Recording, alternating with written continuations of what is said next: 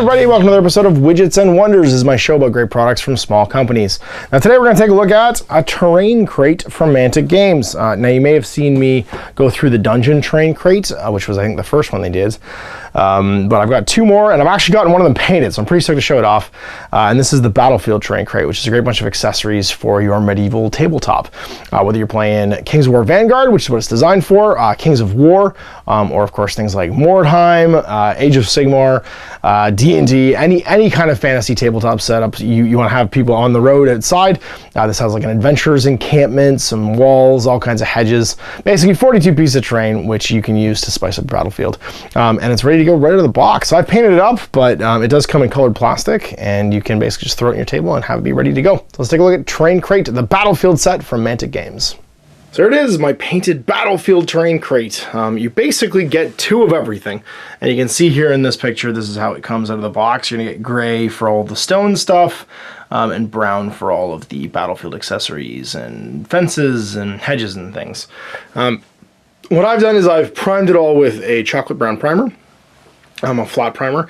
It did remain, the PVC stuff did remain a little bit tacky, so what you want to do after that is give it like a full day to dry, and then afterwards hit it with something like Tester's Dull Coat, and it won't be tacky anymore. It'll cover up any sort of like unfinished or even just like slightly glossy finish to the spray paint when you're done. Or use a heavy flat spray. I used a satin here, so that was partly my doing. And then it was dry brushed and airbrushed the basic tones. So for instance, like the gray on the rocks, I did as a dry brush, or sorry, an airbrush and then a dry brush. The greens on the hedges were all done as a green, and then a dry brush afterwards as well. Believe it or not, most of the fence was just done with two rattle cans. I used a chocolate brown, then I used what's called cinnamon. It's a Rust-Oleum painter's touch color to give the brown stuff, and then I just gave it a dry brush with some beige afterwards. Then I picked out details. So like I said, you get two of everything, so you get two of each type of wall, shorts, longs, and then collapsed. You get two of each gate. You get two of each style of the end posts here. Actually, no, maybe you get four of those ones. I think there's two different styles and you get four total. But they're used to connect the corners of things, basically. So if you want to just go end to end, the walls are perfectly suited to do that. But then you can go corner to corner and turn an edge too for when you do your walls. You get two of the tents and the adventurer's encampments. So you get like a little sleeping bag. You get a campfire, which is actually removable, so you can have it be lit or out, which is kind of neat. You get a wood block with some chopping, and then you get some adventure supplies there for decorating your battlefield. And then you get some palisades, which are pretty cool. Actually, I guess these would technically be these entrenched spikes to try and keep people out of, I guess, your battlefield location. And then you get some road signs, which are pretty cool too. I painted up all of this in about a morning. I mean, from the time everything was dry.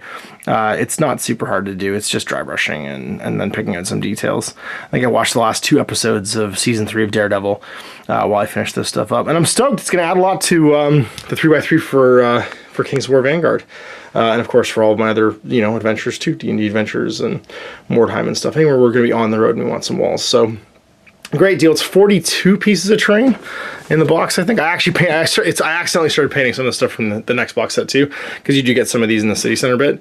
So I think I probably ended up painting like 46 pieces of terrain, but it's 42 in the box, and a great deal. I mean, if you're to buy all this stuff separately, you're probably going to spend more than you're going to spend on this box, just to get like the tent bits and all the little like accessory stuff. But instead you get it in one sort of package go, and it was great. I'm just going to put it in my little Omni box, little plastic totes, and be ready to go for some fantasy war, so like Battlefield war stuff, or if I want to put like a little farmland thing together, I'll throw a building in with it and make like a little hamlet or something like that. So pretty excited to get it on the table. You'll see it probably in the Let's Play for Kings of War Vanguard coming up super soon. So you have another great product from a small company. Now, if you know of a product you think deserves more attention, you can have them email me at guerrillaminiaturegames@gmail.com or Facebook message me at facebook.com/outofthebasement into the streets, and I'll put it in front of as many people as possible. So we'll see you next time for more Widgets and Wonders. Till next time, I'm Ash. Stop programming. I hope you enjoyed that video. If you want to support the channel, of course, like and subscribe and hit the little bell below so you get notifications when I post future content. I do post stuff 7 days a week. If you want to support the channel further, you can, of course, buy a t-shirt through Spreadshirts, buy a measuring gauge or objective markers from Death Ray Designs, or, of course, most importantly, there is Patreon. Patreon is what makes all this possible, keeps the lights on, pays for the studio costs, pays for the equipment, model costs, and everything else, and most importantly, puts food in my kids' bellies and a roof over their heads. Big thanks to everyone, past, future, who supported me. I do this stuff because of you guys, and of course, I will continue doing it as long as I can.